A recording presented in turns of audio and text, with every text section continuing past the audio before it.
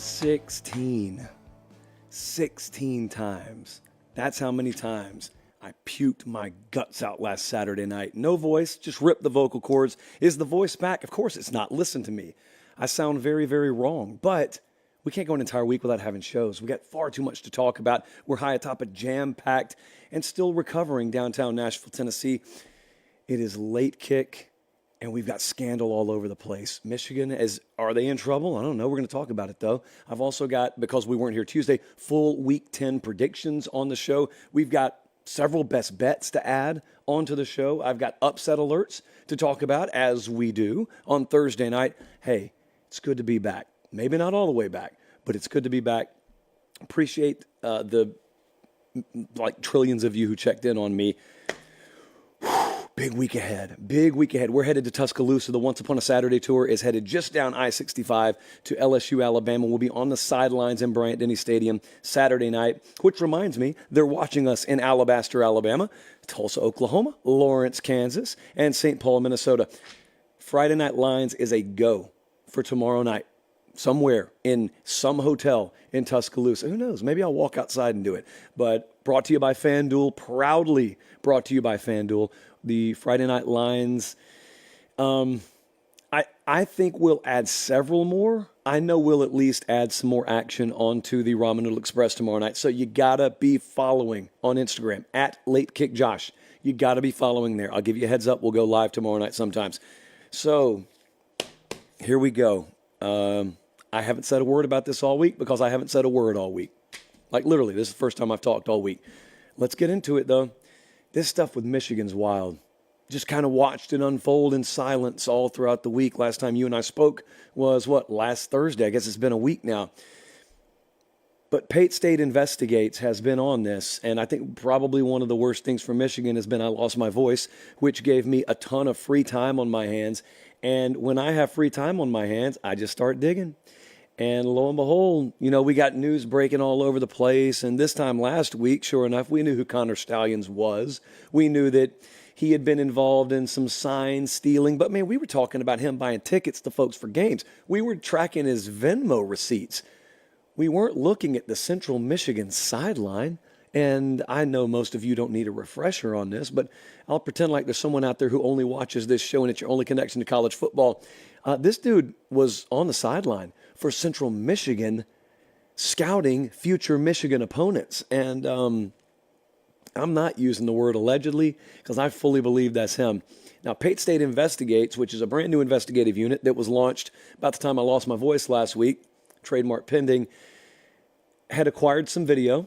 And I posted it right there on my Twitter account for the world to see if you're listening on podcast.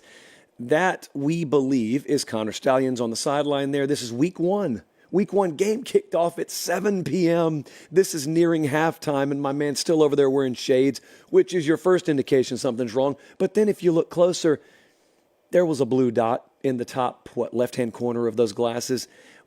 It's probably recording video down there too. And so not only are you going to the stands to do it, you're just finding your way on the sideline. And a lot of people have had a lot of thoughts about that. And come to find out, there was a call. There was a call last night. Pete Thamel reported late last night, and Bruce Feldman and some others have backed it up today with reporting that the Big Ten coaches finally had enough and got on their respective communicative devices, and they wanted to talk to their leader. They wanted to talk to their commissioner. They wanted to talk to Tony Petiti, and they did. And there was an entire, alleged, according to Pete Thamel, an entire meeting, and then Harbaugh had to hop off because they wanted to talk about Jim Harbaugh. And where else would you talk about someone aside from behind their back? Big believer in that myself. That's how I handle business with Jesse all the time. And so Pete Thamel, put up the quote, by the way, if you have it, Jesse and Colin. So in the Pete Thamel story, there was a whole lot. It's on ESPN.com. But this stood out to me in particular. Quote, according to 5 sources familiar with the call. Notice, he didn't say according to 5 coaches on the call. That's left to interpretation. He said, according to 5 sources familiar with the call, a chorus of voices encouraged Petiti to take action against Michigan in a call that was described as both intense and emotional. I bet it was. He continues, collectively, the coaches want the Big Ten to act right now, said a source familiar with the call. Quote, what are we waiting on? We know what happened. So that was the call last night. What you think's going to happen? That's the big question today. I think Bruce Feldman did a really good job with The Athletic today of sort of further gathering and aggregating different opinions from around the Big Ten. Coaches, I told you guys 2 weeks ago, coaches have been willing to talk about this behind the scenes. I've had them talking to me for the better part of 2 weeks about this. They're not going to go on the record. I wouldn't either if I were them in the middle of a season. I think come season's end, you'll probably see a lot more guys willing to put their name behind some of their quotes, or as we call it, going full Narduzzi on you. But right now, they're not going to do that. I told you, I also thought the college football playoff held a really important key in this whole equation. We knew the NCAA wasn't going to do anything in time, and they're not going to do anything in time. I think everyone understood that. So that investigation is ongoing. I told you last week, I said if I were Michigan, I'd be a lot more worried about the Big Ten and the college football playoff, because I wondered what the college football playoff would look at this and think. Well, the college football playoff looked and said, not our problem. Big Ten coaches heard that. And I think that precipitated the phone call last night because they know their last recourse to pop Michigan this year before they benefit and have what many perceive to be ill-gotten gains this year is their own conference. They're doing exactly what I would do. I don't blame any of them. I don't think most of you do either. You have wrongdoing, and you know there's only one entity you can go to, and it happens to be the principal. You go to the principal's office. But I will tell you this. I've talked to a lot of people today about this. I don't think they're going to get what they want. I certainly don't think action's going to be taken. You got to understand, as much as I agree with you guys, as much as I would have done what you did, think about what you're asking now. You're going to essentially the owner of the biggest charter fishing company on the biggest lake in town, and you're telling him something's wrong with the water.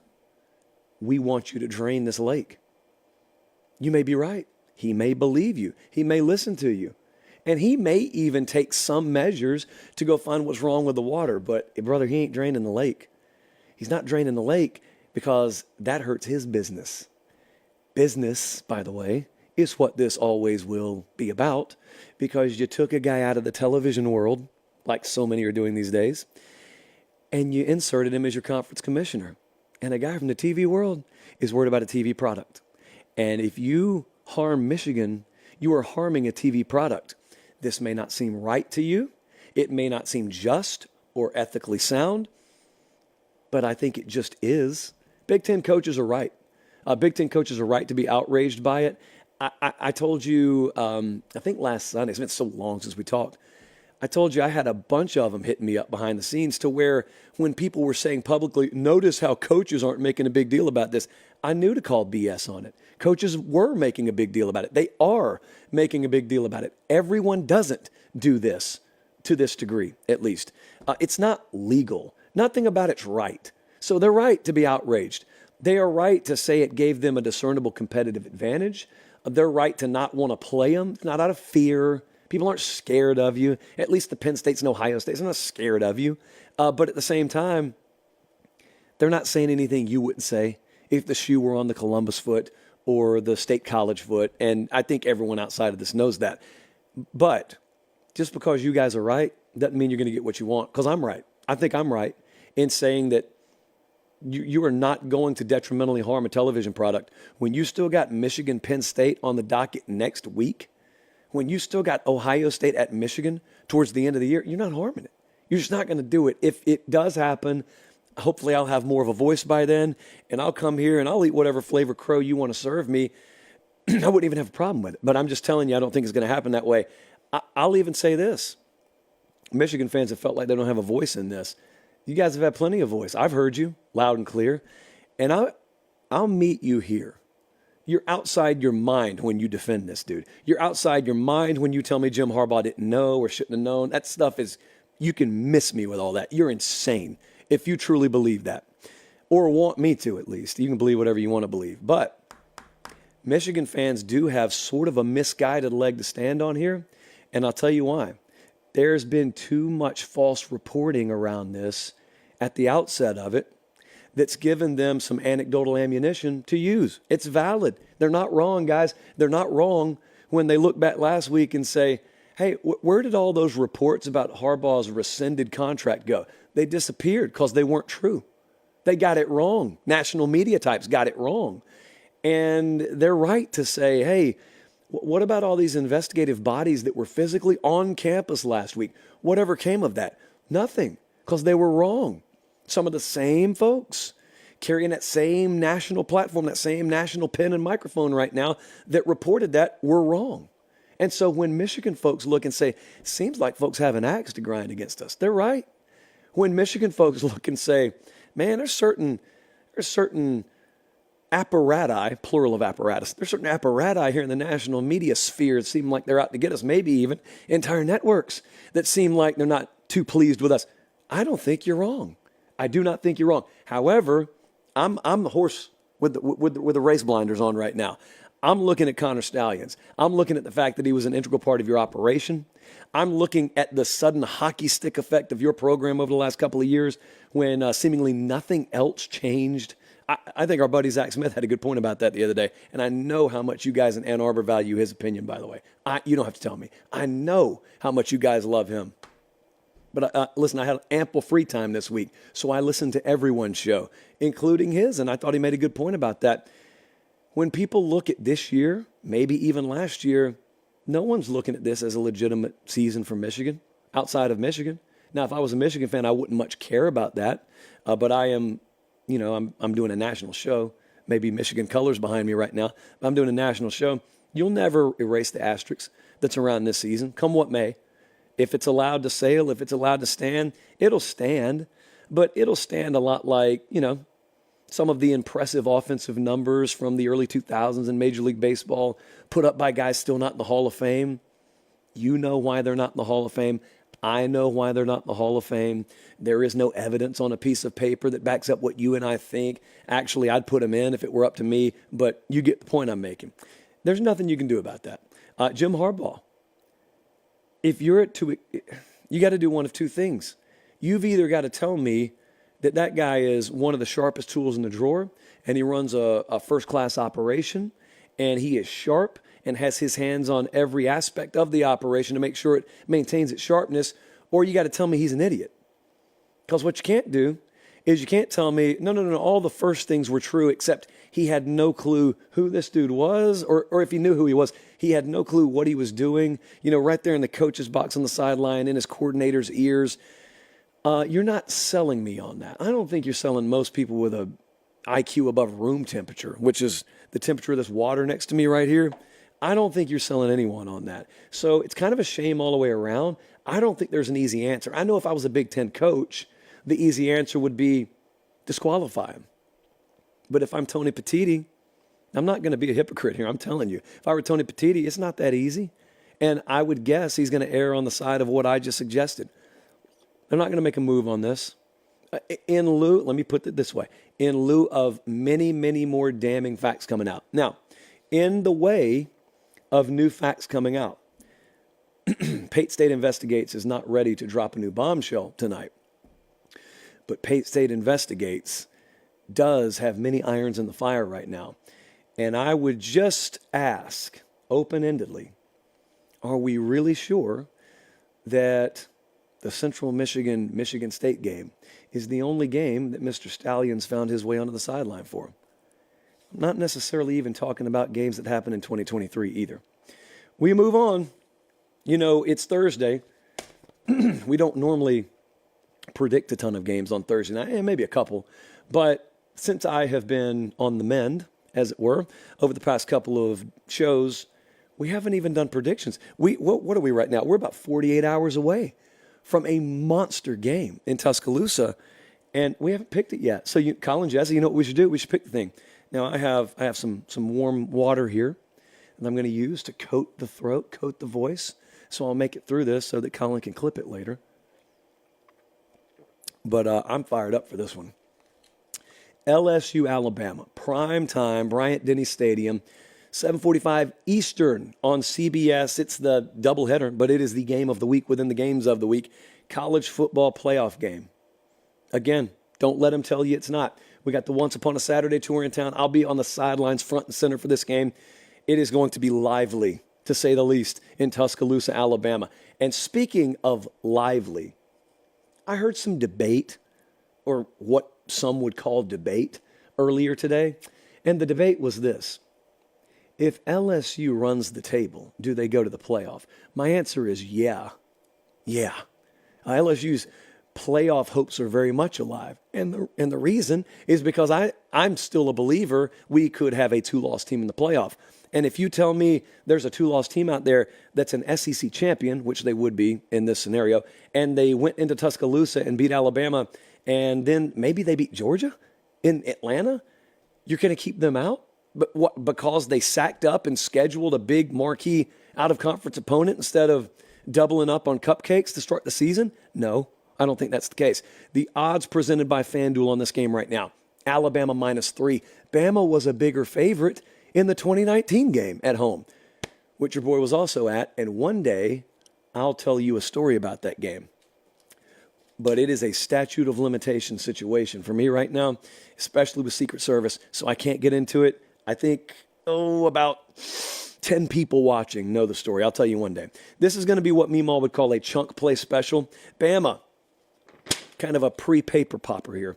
Bama is 9th in pass plays of 40-plus yards this season.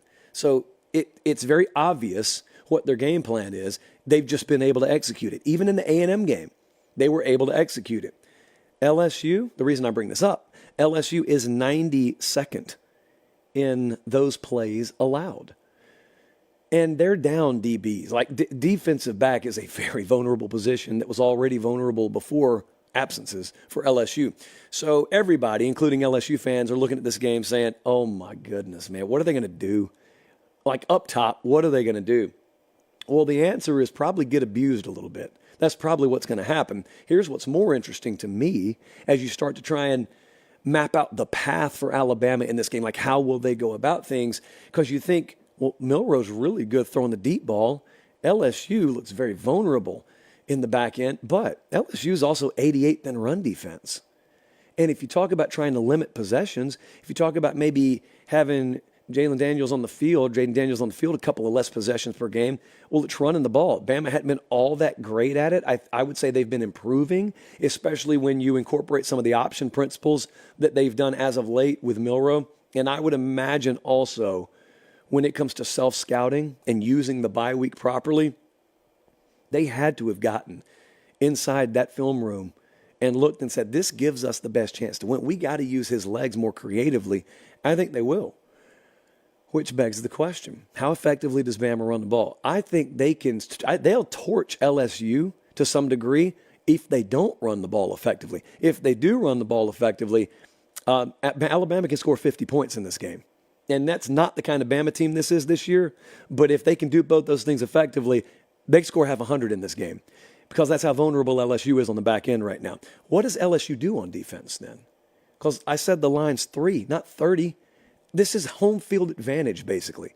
Vegas looking, telling you these are evenly matched teams. By the way, JP poll has had LSU steadily climbing. We've got them, what do we have them, Jesse? Like 7 or 8 this week. And people have been asking, how? How? Odds makers are backing us up. You think the folks at FanDuel are putting LSU +3 in Tuscaloosa if they don't believe they're one of the 10 best teams in the country too? Either that or they think Bama sucks. And I can promise you from an odds-making perspective, no one thinks Alabama sucks. So what does LSU do on defense? They're depleted in the secondary. We just talked about that. They got to go after Jalen Milroe. They got to do what A&M did, basically.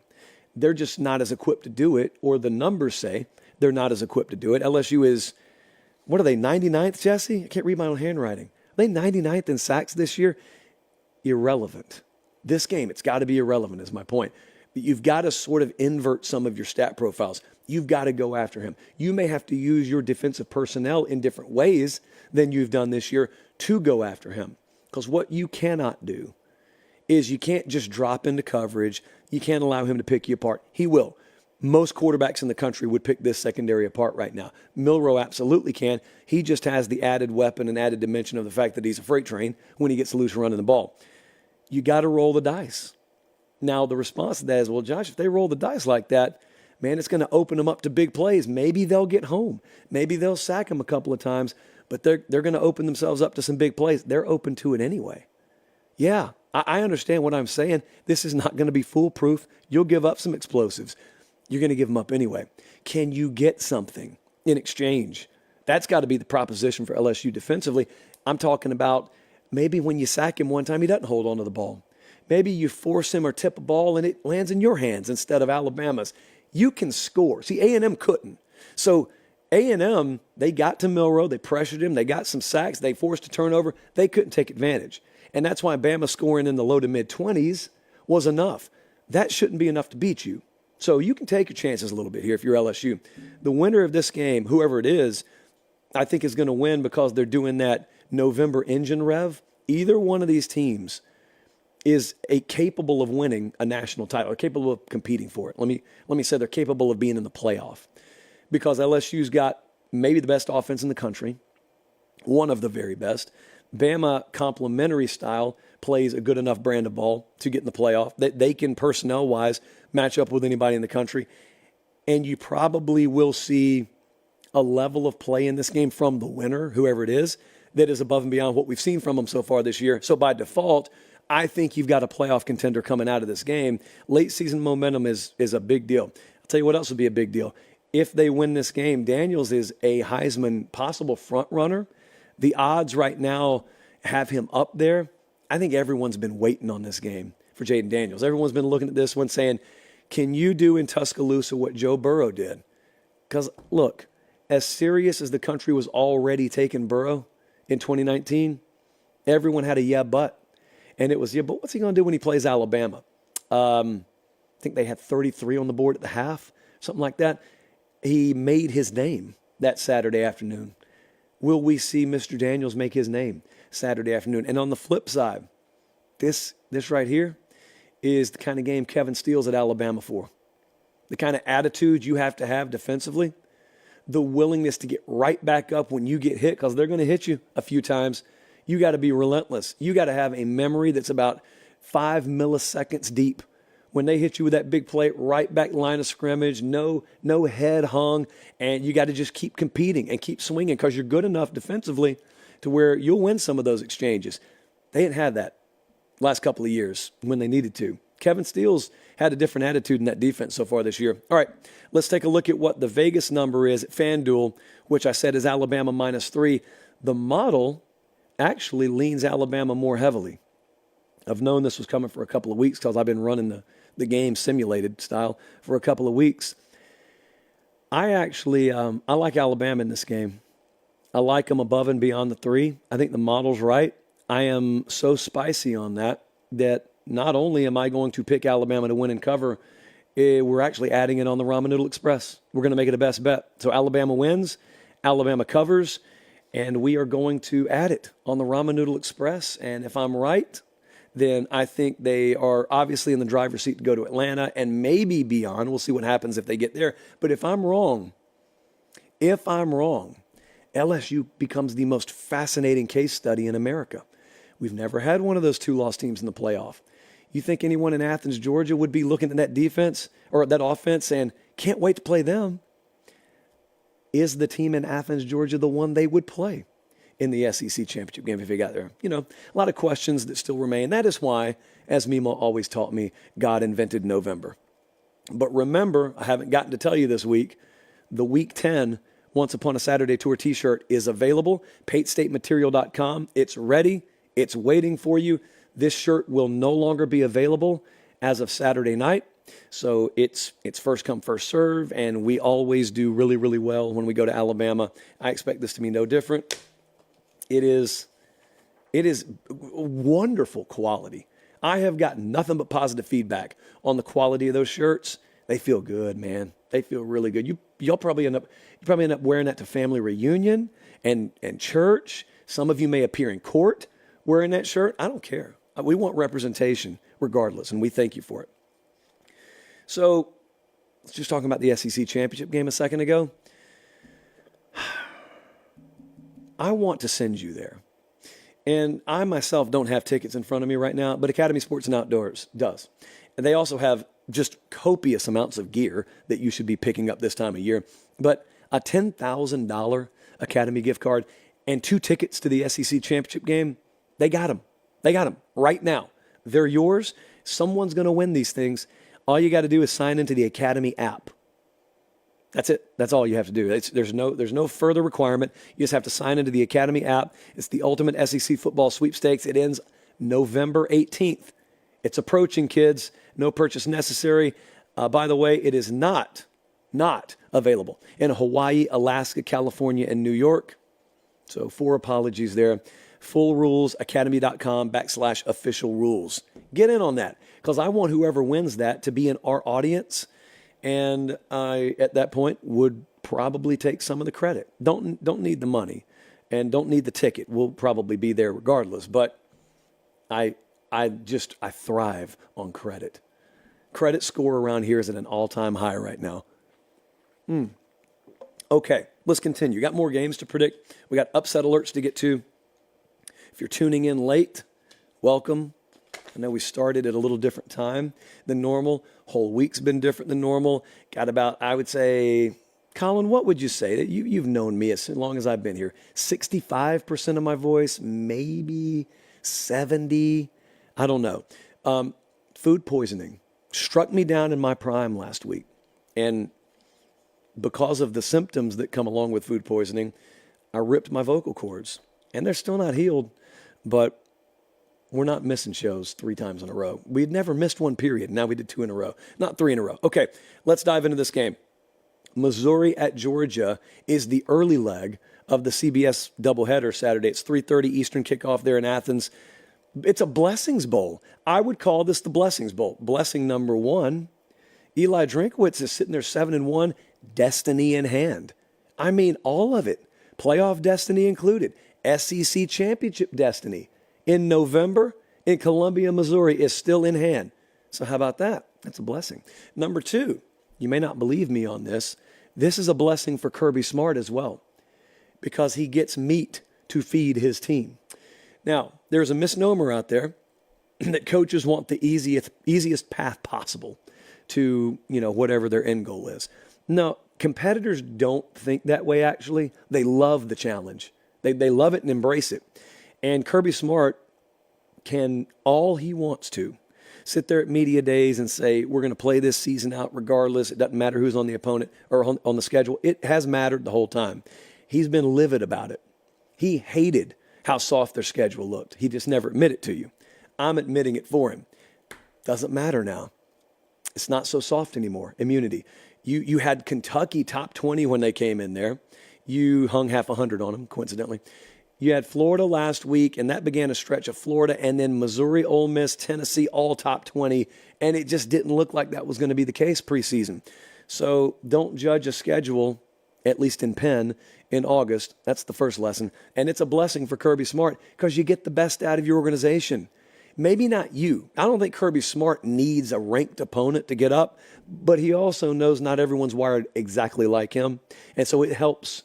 This is meat, red meat to toss in there. It helps. And number 3 in the Blessings Bowl pecking order here, season ticket holders for Georgia, because this was a woof line of games preseason. And I don't know if you guys have ever won back-to-back national championships before. Probably not. But let me tell you what happens to season ticket prices when you do. They go that way. They go up. And if you're asking me to shell out that kind of dough for UT Martin, Ball State, UAB, Kentucky, Vandy, Missouri, Ole Miss, not all those games were even at home, by the way, I'm going to say, are you serious? And then they're going to say, yeah, if you get out of line, though, you miss out for the rest of eternity. And so you just shell out the money, but you hate it. Well, now all of a sudden, you got ranked matchups, multiple, that we didn't know were possible. So it's a Blessings Bowl, but I'll tell you what it could be also. It could be a chaos moment in the SEC East. Because I don't know if you realize this, but Missouri could win this game. I don't know if anyone's told anyone. FanDuel current number there, Georgia minus 15.5, not 50.5. So it may be unlikely, but it's possible. And if that were to happen, and Missouri led this game by 10 with 9 minutes to go in regulation last year, if that were to happen, I cannot in strong enough terms, state how chaotic the world would become. Because Missouri would then be in the driver's seat to go to Atlanta because of what happened one afternoon. They would have, Jesse, what's their remaining schedule, did you tell me? Then they got Florida left. They've got, I think, Tennessee left. So we'll look at their schedule in a second. Probably should have run that by you. They've got Tennessee, Florida, and Arkansas left. They would be in the driver's seat. And remember, Georgia would need them to lose another game. They do have one conference loss, but they'd have the tiebreaker at that point. So anyway, it would be very interesting because Georgia would still have a trip to Neyland Stadium on their hands as well. Oh, by the way, this would be interesting for Tennessee as well. So a lot rides on this. If you want chaos, root for Missouri. I will tell you this, it's going to be an uphill battle for Missouri. And when we have big point spreads, we like to ask, how would the upset happen on this show? So number one, got three things Missouri needs to do. Number one, you would need to invert your defensive profile. You're 27th against the run and 63rd against the pass right now, and you are catching one of the hottest quarterbacks in the country. Now, I think that goes hand in hand with what number two is. And to me, you've also got to invert your turnover tendencies. So history in this particular spot sometimes says when you got a first-year starter at quarterback who's really heating up, there's just one total egg that's coming because there's overconfidence that creeps in the room, and he starts seeing windows that are maybe a little bit bigger than they actually are, and you have a turnover game, and it's actually his premium confidence that is being used against him if you dial up the right defensive game plan. That's what history generically says could happen here. But here's the problem. Georgia doesn't do it. They just don't turn the ball over, and it's not by accident. It's not even a huge luck thing this year. Mike Bobo just puts his guys in really high percentage positions, and Carson Beck knows not to make catastrophic mistakes. So I'm not saying it couldn't happen, but they don't do it, and you're 107th in the country at forcing it. That's got to invert. Number three, you've got to invert your third down profile. Missouri's offense is 60th in the country at third down conversion rate. Georgia's defense is the best in America at that. Georgia's offense is third best in America at that, and Missouri's defense is 62nd in America at that. So a lot of inversion has to happen. Kind of a meteorological term. It's what we're looking at in winter sometimes to ignite that wintry precipitation. We need some inversion. Well, I go back to last year. Not that this game means anything in terms of this year. It may even grab Georgia's attention. But I go back to last year, and I was in the Rose Bowl, of all places, looking after my stuff so it didn't get stolen. I love the Rose Bowl, but an unfortunate thing happened there last week. We'll talk about it later. I was in the Rose Bowl last year, and I was nice and warm because it was Southern California late in the year, and I'm watching on a side monitor, I'm watching Jenny Dell just shake and freeze, interviewing Kirby Smart after somehow they just pulled that game out. They were down 10 with 9 minutes to go. I mean, people just forget about that totally because you remember Georgia's run last year, and anytime someone wins a national championship, the revisionist history version is, oh, dude, they just salted the earth. It was just a death march all year. They do this with the 0-1 Miami team a lot. Well, that's not exactly how it happened last year. Missouri had them down 2 possessions late in the fourth quarter, but Georgia came back and won. And I remember thinking that day, who could have ever seen this? It makes no sense. Like, where did this come from? It's football. That's why, despite what this paper says, I'm going to insist they go ahead and play the game. And last year, Missouri had 6 scoring drives, and 5 of them were field goals. What if they just do that with Georgia? What if they just force field goals? It's no guarantee of anything. Georgia may shut you out, but it gives you a fighting chance. Let's take a look at what the model thinks. Colin, right now, FanDuel has Georgia minus 15.5. That total's in the mid-50s. I think 56.5 right now. The model leans Georgia, and it leans it pretty heavily, or them pretty heavily. I read everything I told you I think has to invert for Missouri. I just think it's a little too much. And I'm the guy, by the way, who picked Florida to cover last week. So it's not that I think Georgia's invincible or anything like that, but man, you got a tall task on your hands if you're going to go in there and outplay them, because I think that's what you got to do. You got to outplay Georgia. They're not handing you the game. I don't think that will happen. And so if Missouri does it, they got talent on the lines of scrimmage. They got really good, scrappy dudes. But the problem is the kind of spot scrappiness beats Georgia in is a spot Georgia's not paying attention to. I think you got Georgia's full attention. Your success this year actually works against you a little bit this week because you got their full attention. And so I'm going to pick Georgia to win and cover. And not going to make it a best bet. The model kind of wants me to. Not going to make it a best bet, but I think Georgia's going to win. I think Georgia's going to cover. We'll take another sip, not from the chalice, mind you, but from the generic cup here that has lukewarm water in it at this point. I got to get to this game in Austin. I'm so nervous about this. Kansas State at Texas. It is big noon kickoff. It is Brady Quinn and company in tow on a network I don't work for, so I'm going to stop promoting them now. But this is Kansas State at Texas. Oh, my goodness. Did you see the number on this? FanDuel, as of this hour, has Texas minus 4.5. I warned you, did I not? I warned you about what we call ignition teams. And those are teams that you try and turn the engine over early in the season, dead battery, carburetor may be messed up for whatever reason, that thing's not cranking. And some people mistakenly leave those teams for dead. But something happens, you call the right repairman, you get the right parts, you go to AutoZone and pick up an Avery Johnson, for example, and then all of a sudden you turn that ignition and that thing cranks. And then you put your foot on the gas and it revs. And you say, where was this car in week 1 or 2 or 3? Well, this is college football. This happens all the time. Kansas State is an ignition team, and they are rocketing up the JP poll. I mean, we have taken notice, and I think we have appropriately adjusted for them. 38, 41, and 41. Those are their last 3 weeks' points totals.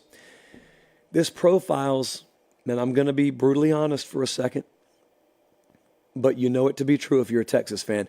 This profiles as the kind of game Texas would lose in the past. You're a little banged up. You got a hot team coming in. You out-roster them, but that hasn't mattered sometimes. You got your backup quarterback in there. Your back's against the wall. It is must win. It's an earlier kickoff, and it's the kind of game you have lost all too often recently. If you want to do something you haven't done in the future, got to do things you hadn't done in the present. That's not a Meemaw quote. You can tell because it was a little more lame. That's just a me special. I want you to answer me a question really quick here. Who has the better offense? Kansas State or Texas? Who has the better offense? Points per game, KSU. Rush yards per game, KSU. Third down conversion percentage, KSU. Quarterback protection ability, KSU. There are, not across the board, but there are a lot of key indicators that actually lean Kansas State in this game. And that's with quarterback change. And I'm just looking at this game, and I'm thinking about, a few weeks back when I was standing in the Cotton Bowl on the sideline there, watching Dylan Gabriel do what, frankly, I didn't think he was going to be able to do. And that was run for over 100 yards at the quarterback position, no less, against Texas. And the reason I bring that up, obviously, is because I got a cat here in Avery Johnson who specializes in that. And if you don't get a 14 or 21-point lead on them, and maybe even if you do, you're going to have to deal with it all afternoon. And I think that it's going to be effective. Kansas State's going to have some degree of success running the football on you, and it will probably be because of the quarterback position. Which brings me to my next point. Quinn Ewers is not starting this game. Malik Murphy is. He's got to beat Kansas State. That's really what it comes down to. He's got to make the plays to beat them. It's not very difficult to envision the kind of defensive game plan that Kansas State's going to employ here. And I think especially early, they'll send as many looks at him as possible to get him flustered. Because last week they didn't have to pay for mistakes he made against Brigham Young, but he made them. And if he makes those same kind of mistakes this week, they probably will have to pay for them. Kansas State is 78th in pass defense. Okay, so there will be plays to be made there. That's why I'm telling you, especially if they sell out against the run, it's going to be there to be won. You've got to win it. Malik Murphy's going to have to win it. Spring game Malik Murphy is the one that's got to show up. It won't be about numbers as much as it'll be about mistakes. He can throw for 250 for all I care. If a bunch of mistakes are mixed in there, you can throw for 250 and lose by 13 at home. That can happen. What happens inside the 20 is what will ultimately decide this game right now, though, because I look at Texas. They are 120th in red zone touchdown rate. It almost sounds like a typo. 120th in red zone touchdown rate offensively. Kansas State's defense is third in America at red zone touchdown rate allowed. You have got to find ways to get in the end zone, either that or you got to put on a defensive clinic and win a low-scoring game. Let's take a look at what the model thinks. The Vegas number, as I said, FanDuel currently has Texas minus 4.5. The Pate State model has Texas minus 4.5. We could not be any more in conjunction with FanDuel there. I have, and I cannot stress this enough, no confidence on this game. I'm going to take Texas to win because I have Texas power rated a little bit higher, and they're at home. I'm going to take Kansas State in the points. Like, there's obviously not a whole lot of skill in doing that. I'm not betting this game. I'll probably get to Bryant-Denny Stadium extremely early Saturday and watch this one from the confines of the press box along with the rest of you. You probably won't be in the press box, but you get what I'm saying. I think it's going to be a very, very down-to-the-wire fourth quarter decided kind of game. I don't have to tell you, the Big 12's chaos every year anyway. If Texas loses this game, that's their second conference loss. And, buddy, it could break loose out there. Because think about this. We got Oklahoma State also happening next Saturday or this Saturday. And you just could have a minefield. We've got 1, 2, 3, 4. We got 5 teams in that conference with 1 conference loss. We got another 2 of them with 2 conference losses. Like well over half the league is still alive. It's really a beautiful thing. Mind you, if you are more confident on that game than I am, there's a place for you to go. I mean, FanDuel's got it right now for you. Like Texas minus 4.5 sitting there. If you think that Kansas State is pulling that outright upset, they got some beautiful money line propositions there for you as well. We are proud to partner with that brand. That is the premier brand in sports wagering, and they work with us on our terms, and we are proud to be presented. Our odds are exclusively provided by FanDuel right now. If you feel like, just like dipping your toe in a little bit, $150 in bonus bets guaranteed when you make a $5 bet. So you may think to yourself, if you've never done it before, oh, that sounds too good to be true. No, it's not. That's the way it works. It's a sign-up bonus. That's the way it works. I wouldn't tell you that if it wasn't. And win or lose. So you place that $5 bet, even if it loses, they're putting $150 in your account. That's the way it works. I'm not wrong about that. That's the way it works. Just visit FanDuel.com/CFB promotion. There is a link to that in this very show description. So if you're watching on YouTube, you can just click there. It helps us if you click that link and sign up because it lets them know that you came through Late Kick. But in any event, I'm going to do Friday Night Lines tomorrow night from Tuscaloosa. That's presented by FanDuel. I'll give you a lot more numbers we're going to move on tomorrow night. Ramen Noodle Express, by the end of this show, I'll add more best bets. So if you're looking for a place with which to place those bets in your own name, FanDuel, place to go. All right, let's talk some upsets, and I'm going to get you those best bets. Week 10, upset alerts. How nervous am I for these favorites? Penn State, 8.5-point favorite, huh? They're on the road at Maryland. Well, I got to be real with you. I'm nervous. I'm putting an 8 on this. Now, I know they have throttled Maryland recently. I'm still nervous. Drew Aller on the road is a 48% completion guy, 71% at home. So I got road Drew this week. I got to cross my fingers. It's a Super Bowl spot for Mike Loxley. Maryland has not been hot. They're ice cold. I know all that.